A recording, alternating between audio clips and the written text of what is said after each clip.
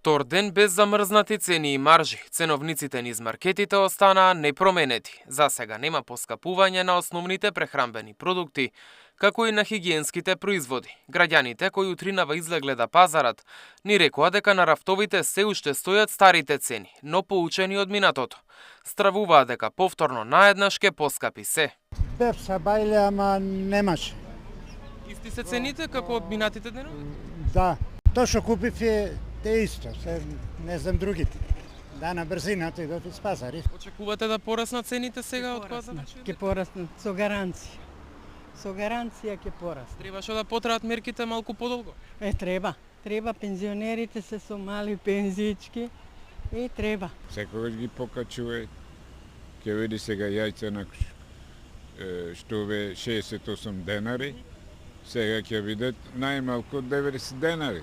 Премиерот пак уверува дека нагло поскапување ќе нема. Такви трикови ние нема да дозволиме да се случат. Тоа сега видите можеби некој да се обидува да се служи со такви трикови, но тоа нема да се случи, бидејќи лично разговарав и со министерот и со директорот на пазарниот инспекторат за засилена контрола, не само кај трговците, туку и кај дистрибутерите и производителите. Да видиме да нема некои привлезните фактури сега пак исто така трикови, не само и оние кои што ги продаваат на своите рафтови во своите дуќани, така што нема да се дозволи тоа. Користејќи ги податоците од минималната синдикална кошница, Сител направи анализа како се движеле трошоците за храна и пијалоци во период од една година.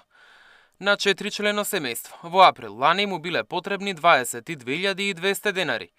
Истиот месец годинава околу 21.500 денари. Гледано по месеци има доста варијации нагоре-надолу. Од мај минатата година цените бележат пораст, достигнувајќи 23.000 во септември.